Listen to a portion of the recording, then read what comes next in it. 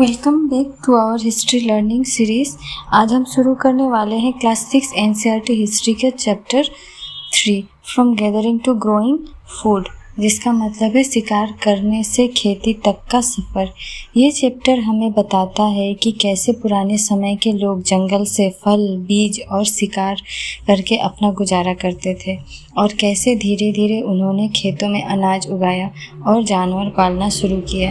ये ट्रांजिशन ही हमारे इतिहास का सबसे बड़ा मोड़ था। इस चैप्टर में हम देखेंगे पहले के लोग क्या खाते थे, कैसे उन्होंने खेती और पशुपालन सीखा और कैसे उनकी ज़िंदगी बदल गई जब उन्होंने एक जगह रहना शुरू किया। अगर आप यूपीएससी, पीएससी, यूजीसी नेट या फिर क्लासेस हिस्ट्री या किसी भी कॉम्पिटिटिव एग्ज़ाम के लिए तैयारी कर रहे हैं या बस समझना चाहते हैं तो अपना पास्ट, तो ये वीडियो आपके लिए बहुत इम्पोर्टेंट होने वाला है। तो चलिए बिना देरी के शुरू करते हैं एक और एक्साइटिंग सफ़र फ्रॉम गैदर्स टू फार्मर के इस रोमांचक अध्याय के साथ। From gatherers to growing food. Nainu कौन है? नैनू हिल्स में रहने वाली एक लड़की है। Nainu was eating her favourite food, boiled rice, squash, pumpkin, beans and meat. Nainu अपनी फेवरेट फूड खा रही है, boiled rice, squash, pumpkin, beans. ये सारे जो क्रॉप्स है ये सारा कहाँ उगते हैं? पहाड़ों में उगते हैं। हर grandmother had grown the squash, pumpkin and beans in the little garden plot of the back of their house. उसकी ग्रैंड माँ ने अपने घर के पीछे छोटे से गार्डन में ये सारे सब्जियां उगाए हैं। She remembered the food had been so different when she had been Madhya Pradesh. She had been to Madhya Pradesh as part of a school trip. It was hot and spicy. Why was that so? उसे याद है जब वो मध्य प्रदेश गई थी घूमने तब वहाँ का खाना उसे बहुत ही डिफरेंट लगा था, क्योंकि वहाँ के खाने में बहुत ही हॉट और स्पाइसी मसाले दिए हुए थे। Varieties of food.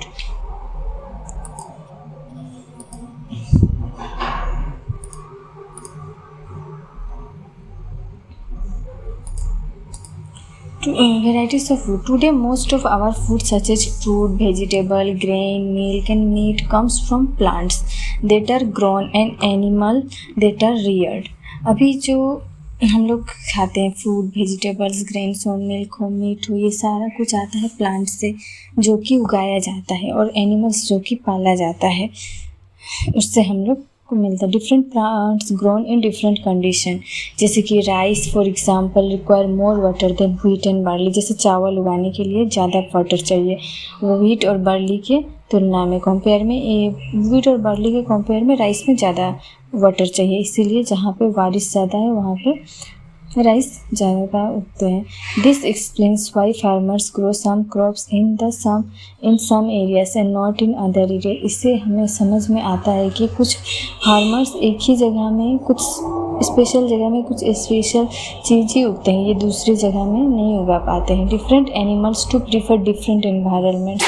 For instance, इस तरह की एनिमल्स भी रेयर होते हैं, जैसे डिफरेंट पार्ट्स में डिफरेंट एनिमल्स रेयर होते हैं। जैसे कि सीप और goat can survive more easily than cattle in dry. Sheep और गोट ड्राई प्लेस में इजीली सर्वाइव कर लेते हैं, लेकिन केटल गाय भैंस ये सब नॉर्मल ड्राई प्लेस में सर्वाइव नहीं कर पाते हैं। Hilly in man, but as you saw in chapter 2 women did not always produce their own food. तो हम चैप्टर 2 में देखें कि वुमेन और man always produce their own food, did not always, अपना खुद का खाना अकेले नहीं उगा पाते थे। The beginning of farming and herding. Farming और हार्डिंग कैसे हुआ?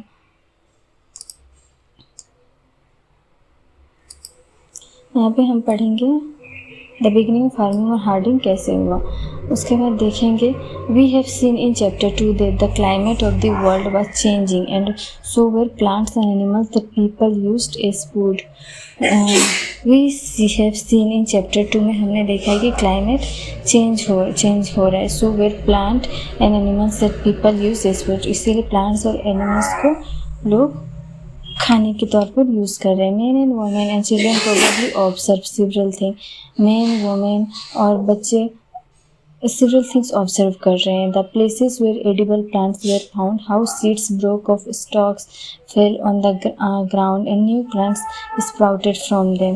तो कैसे एक जगह पे the places where edible plants were found, जो किसी प्रॉपर जगह में कोई प्रॉपर एलिव प्लांट से मिल रहा है, इसके कारण है हाउ वहाँ पे जो मैन वुमेन चिल्ड्रन से वो क्या कर रहे हैं, न्यू प्लांट्स ग्रो कर रहे हैं. पहले वो न्यू प्लांट्स को ज़मीन में दे रहे हैं, फिर उसके बाद न्यू प्लांट्स स्क्वाटेड दें, फिर वहाँ से बीज निकल रहा है, फिर वो प्लांट बन रहा है. पर दे बिगेन लुकिंग आफ्टर प्लांट्स, फिर उसको देख रहे हैं, प्लांट्स को प्रोटेक्ट कर रहे हैं बर्ड्स से, एनिमल्स से, so that they could grow the seeds could Ripon. इस ये सब देखने के बाद एक प्लांट ग्रो होता है और सीड्स के कुड रिपन, और सीड्स से एक नया पौधा निकल के आता है. In this way people become farmer, ऐसे करके ही लोग फार्मर बने.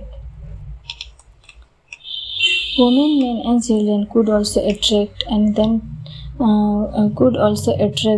then tame animals by leaving food for them near their shelter. महिलाएं लोग और बच्चे अट्रैक्ट करने लगे जानवरों को अपने साथ रहने के लिए और अपने छोड़े हुए खाना देने के लिए. The first animal to be tamed was the wild ancestors of dog. जैसे फर्स्ट उन्होंने कौन से एनिमल को रेयर किया, पालना शुरू किया, ancestors of wild ancestors of dog के वाइल्ड एंसेस्टर्स को. लेटर इसके बाद उन्होंने later people encouraged animal that were relatively gentle to come near the camps where they lived. इसके बाद वो धीरे धीरे अपने आसपास में रहने वाले कैंप में रहने वाले जानवरों को पालना शुरू किया. दिस एनिमल से इस एनिमल में क्या क्या था, सीप, गोट, कैटल, ऑल्सो पिग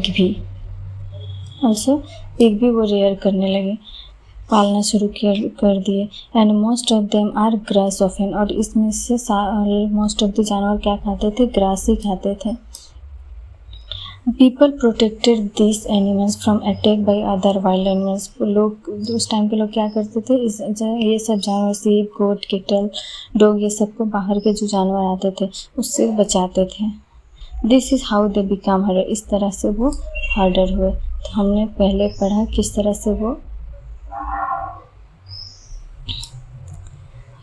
से वो फार्मर्स हुए, सब्जी क्रॉप्स उगा के, वेजिटेबल एग्री. उसके बाद वो किस तरह से हर्डर्स हुए. उसके बाद हम पढ़ेंगे a new way of life. If you plant a seed you will notice a new way of life.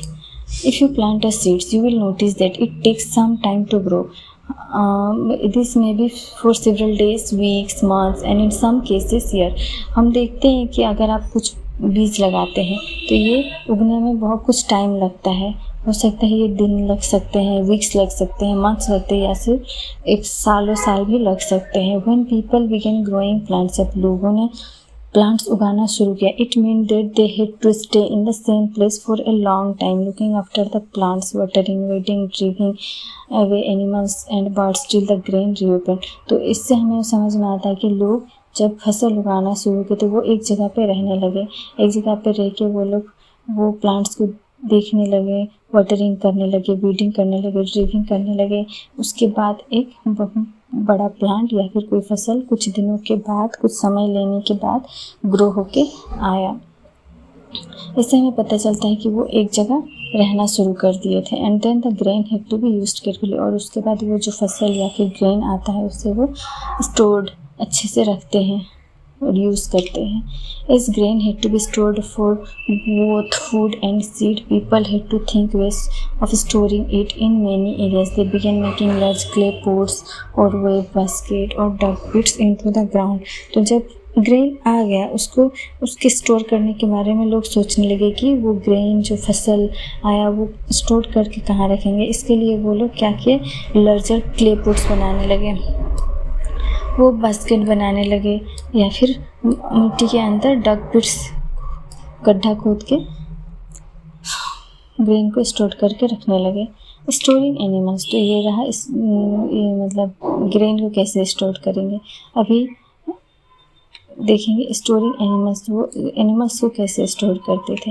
Animals multiply naturally, animals तो पता है नेचुरली बहुत से divided besides if they are looked after carefully they provide milk which is an important source of food and meat whenever required. In other words, animals that are reared can be used as a store of food. तो हमें ये पता है कि अगर animals को हम अच्छे से देखभाल करेंगे तो वो हमें मिल्क प्रोवाइड करता है, उसके बाद सोर्स ऑफ फूड है हमारे लिए इम्पॉर्टेंट, उसके बाद मीट आता है। तो व्हेनेवर हमें इससे पता चलता है कि एनिमल क्या है, एक स्टोर रखा हुआ फूड है। जब भी हमें खाने की ज़रूरत हो तो हम वो खा सकते हैं। Finding out about the first farmers and herders. अभी हम पढ़ेंगे कैसे फर्स्ट फार्मर और हर्डर्स के बारे में हमें पता चला। टर्न ऑन मैप 2 पेज 15 में हम देखेंगे you will notice a number of blue square each marks a site from where archaeologists have found evidence of early farmers and herders. Page 14 में हम लोग देखेंगे कि जो ब्लू कलर की जो हाईलाइट किया गया है वो सारे एविडेंस है फर्स्ट फार्मर्स और हर्डर्स लोगों के। This are found all over the sub, ये हमें ऑल ओवर सब कॉन्टिनेंट में मिला है। Some of the most important ones are in the north west, in present day Kashmir, in the east and south India, जो कि कुछ इंपॉर्टेंट एरिया है जो कुछ कश्मीर में है या फिर साउथ इंडिया में है और कुछ नॉर्थ वेस्ट में है। This site and settlements of farmers and herder scientist study evidence of plant and animal bones to find out whether this site. इस सब जगह को ढूंढने के लिए साइंटिस्ट लोगों ने फार्मर और हर्डर्स के एविडेंस ढूंढने लगे, जैसे कि प्लांट, एनिमल्स, बोन्स, ये सब ढूंढने लगे। One of the most exciting finds include remain of burn grains. इसमें से बहुत ही इंपॉर्टेंट एक चीज़ मिला है, वो है बर्न ग्रेन का, जला हुआ अनाज का मिला है। इससे साइंटिस्ट लोग को ये जला हुआ अनाज शायद एक्सीडेंटली वहाँ पे आग लगा था, इसके लिए वो जला हुआ मिला है। Scientist can identify this grain and so we know that the number of crops were grown in different parts of the subcontinent. Scientist लोगों ने ये सारे ग्रेन्स को पता लगाया कि ये कब के हैं, कौन से ग्रेन हैं। इससे हमें पता चला कि उस टाइम में कौन कौन से क्रॉप्स उगाए जाते थे सब कॉन्टिनेंट में। They also identify the bones of different animal. Scientist इसके अलावा भी डिफरेंट एनिमल्स के बोन्स को आइडेंटिफाई करने लगे थे। Look at the table below to see where evidence of grain and bones of domesticated animals have been found. इस table में हम लोग देखेंगे कि कौन से ग्रेन बोन्स कौन से साइड्स में मिले हैं, जैसे व्हीट, बार्ली, सीप, गोट, केटल। ये कहाँ मिला है? मेहरगढ़ में मिला है, इन प्रेजेंट डे पाकिस्तान में। राइस, फ्रेगमेंटरी एनिमल बोन्स, ये कहाँ पे मिला है? कोल्डी हवा, इन प्रेजेंट डे उत्तर प्रदेश में है। राइस और केटल कहाँ पे मिला है? Half marks of clay surface में महागढ़ा, इन प्रेजेंट डे ये भी उत्तर प्रदेश में है। व्हीट एंड लेंटिल कहाँ पे मिला है? गुफराल, इन प्रेजेंट डे कश्मीर में व्हीट एंड लेंटिल मिला है। Wheat and lentil, dog, kettle, सीप, गोट, बफेलो, ये सब कहाँ पे मिला है? बोरजहां में, इन प्रेजेंट है कश्मीर में। Wheat, green gram, barley, buffalo, ox के बोन्स कहाँ पे मिले हैं? चिरांद में, इन प्रेजेंट है बिहार में। चिरांद कहाँ पे? बिहार में है। मिलेट, केटल, सीप, गोट, पिग, ये कहाँ मिला है? प्रेजेंट है हल्लूर में, प्रेजेंट है आंध्र प्रदेश में मिला है। उसके बाद ब्लैक ग्राम, मिलेट, केटल, सीप, पिग, ये सब कहाँ पे मिला है? पीएमपल्ली, आंध्र प्रदेश में ही है पीएमपल्ली, वहाँ पे मिला है। This are just some of the sites है और बोन्स एविडेंस मिले हैं और ग्रेन एविडेंस मिले हैं उसके।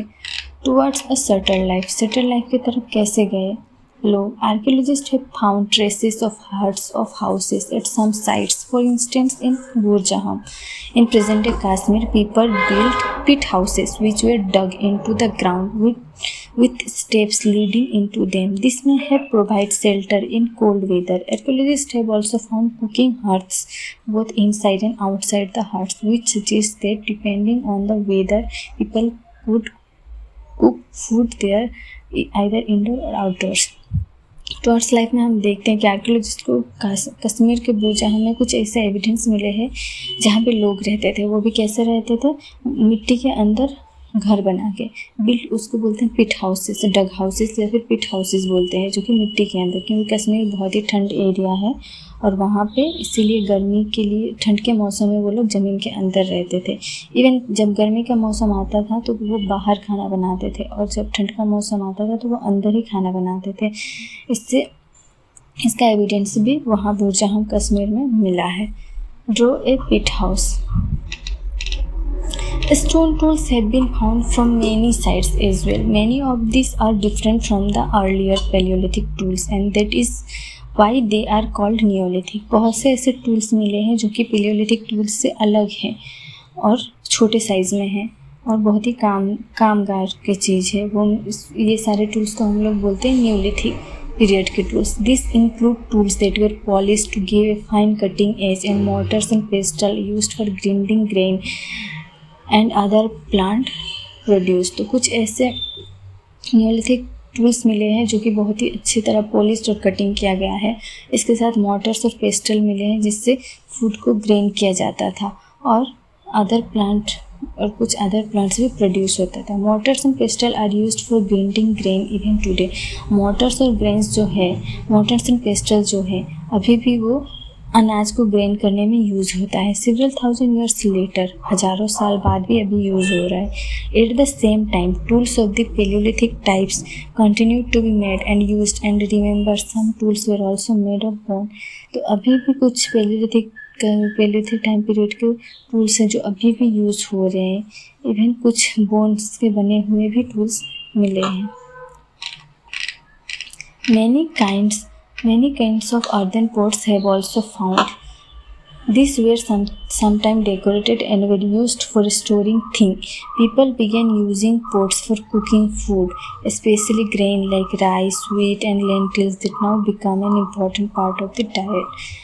बहुत से ऐसे पोट्स मिले हैं, मिट्टी के जो बर्तन मिले हैं जिसमें खाना पकाया जाता था, जैसे राइस, वीट, लेंटिल्स, दाल वगैरह, चावल वगैरह पकाया जाता था।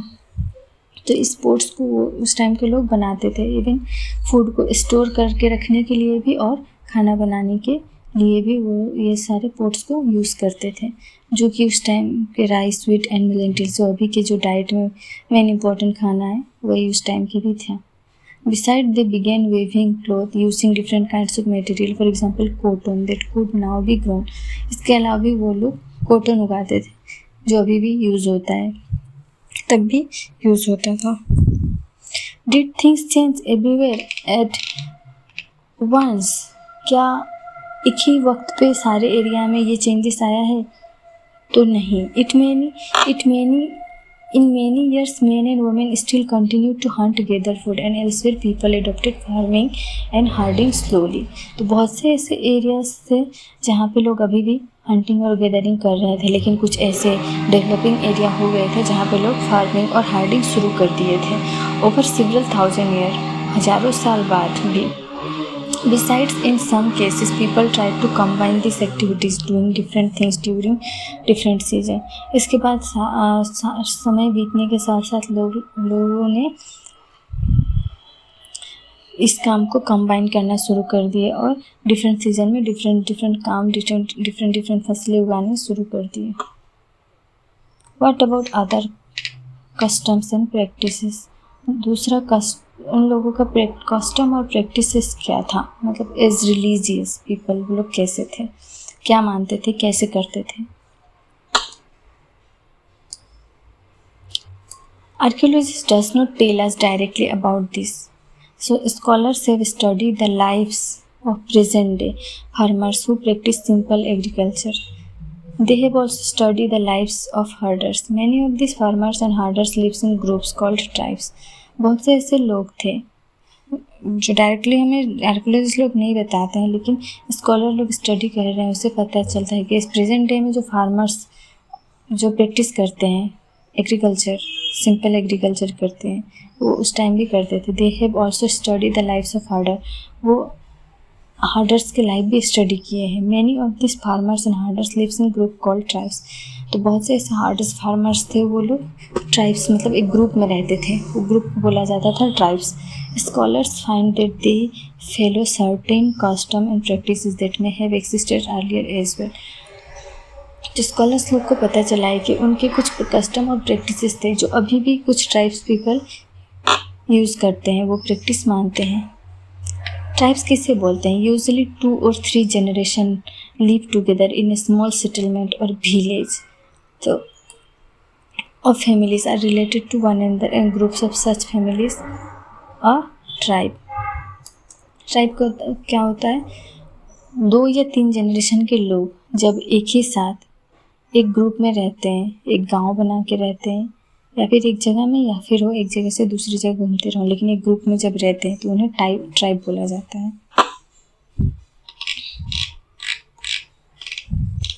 अभी हम देखेंगे मेहरगढ़ के बारे में। एक closer look living and dying in Mehrgarh. कैसे जीते थे वहाँ के लोग, कैसे रहते थे और मरने के बाद क्या करते थे मेहरगढ़ के लोग, ये हम देखेंगे इस पॉइंट में। तो find Mehrgarh on map 2। Map 2 में हम लोग मेहरगढ़ देखते हैं। मैप 2 कहाँ पे है? चैप्टर 2 में मेहरगढ़। चैप्टर 2 ये रहा, ये है मेहरगढ़।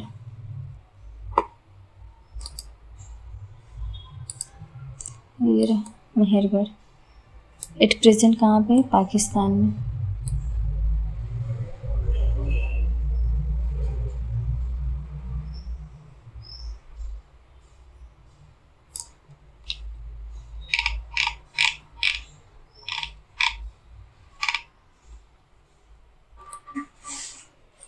पाकिस्तान में, एट प्रेजेंट पाकिस्तान में। चैप्टर 3 कहाँ चला गया?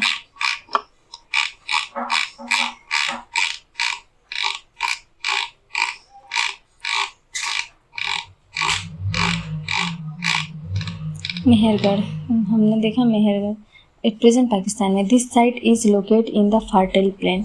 ये साइट कहाँ पे लोकेट है? इस साइट जहाँ पे है वहाँ का लैंड क्या है? एकदम फर्टाइल प्लेन है, मतलब बहुत ही अच्छा वहाँ की ज़मीन है, मतलब कोई भी फसल अच्छा उगता है। Near Bolan pass which is one of the most important route into the Iran. Bolan pass के साइड में है ये जगह, जो कि ईरान जाने वाला बहुत इंपॉर्टेंट रोड है। Mehrgarh was probably one of the places where women and man learn to grow barley and wheat and rear sheep and goats for the first time in this area. Mehrgarh एक ऐसा जगह है जहाँ पे मैन और women मिल के वहाँ पे बार्ली और व्हीट उगाना शुरू किए, और इसके साथ सीप और गोट्स को फर्स्ट टाइम रेयर भी किए वो लोग। It is one of the earliest village that we know about. ये सबसे अर्लीस्ट विलेज है, ये सबसे अर्लीस्ट विलेज है। हमारी जानकारी में ये सबसे अर्लीस्ट विलेज है। यहीं पे लोग पहले बसना शुरू किए, फसल उगाना शुरू किए और एनिमल रेयरिंग करना शुरू किए। गॉड, सीप, ये सब रेयर करना शुरू किया। Archaeologist who excavated the site found evidence of many kinds of animal bones from the earliest level. Archaeologist ने जब यहाँ के साइट को एक्सकेवेट किया, मतलब खोजा, तब उन्हें बहुत से एनिमल्स के बोन्स मिले, हर एक लेवल में मिला है। This include bones of wild animals such as the deer and pig. सबसे पहले जो वाइल्ड एनिमल्स, सबसे पहले लेयर में जो वाइल्ड एनिमल्स का बोन्स मिले हैं उसमें है डियर और पिग का bone. In later level they found more bones of sheep and goat. इसके बाद में के लेवल में उन्हें मिला है सीप और गोट का बोन्स। मतलब पहले वो डियर और पिग क्या पालना साथ में रखते थे, उसके बाद सीप और गोट को भी रखना शुरू किया। And in still later level cattle bones are most common. इसके बाद केटल बोन्स मिलना शुरू है, जो वो अभी भी बहुत मिलता है और बहुत ज़्यादा मिला है kettle bones. Suggesting that this was the animal that was generally kept by the people. तो इससे हमें पता चलता है ये सारे एनिमल्स जनरली पाला जाता था, उनके द्वारा रेयरिंग किया जा रहा था। Other finds at Mehrgarh include remains of square of rectangular houses. Mehrgarh में क्या मिला है? इस तरह का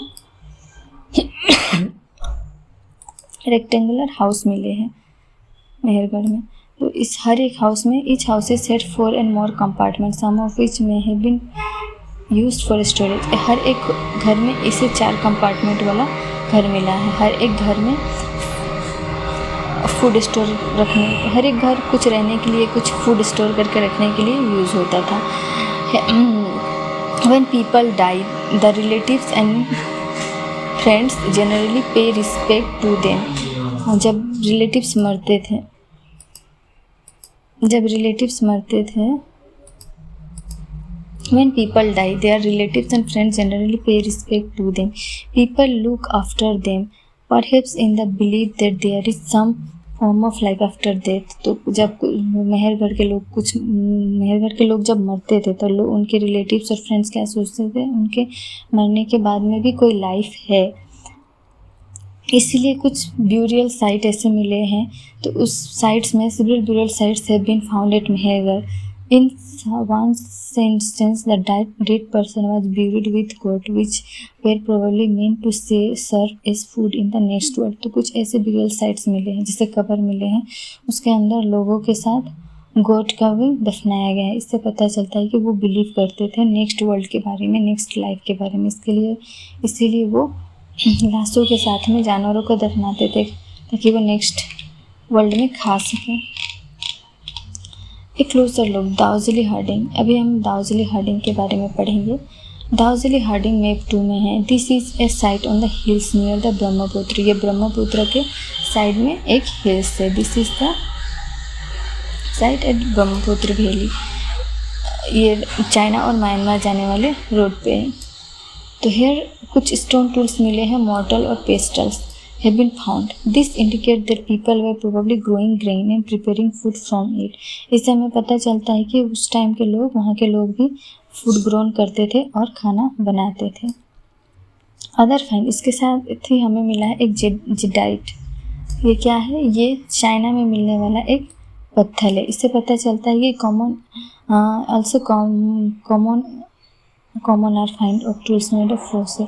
तो इससे हमें पता चलता है कि चाइना से भी रिलेशन था, कुछ चाइना उधर से भी लोग आते थे हंटिंग गैदरिंग करके। Also common are find to tools made of fossil wood. कुछ फॉसिल वुड्स के टूल भी मिले हैं एंशिएंट टाइम के। एंड पोट्री, कुछ पोटरी भी मिले हैं।